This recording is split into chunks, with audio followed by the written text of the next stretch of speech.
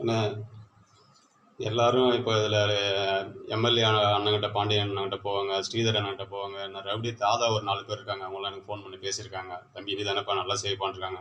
அவங்களாம் எத்தனை கோடி ரூபா 1000 கொடுத்தாலும் வாங்கிக்கினேன், எனக்கு கொண்டுடுறேன், அப்படியே புழிஞ்சிடறேன், நசிக்கிறேன்னு சொல்லிட்டுங்கண்ணே.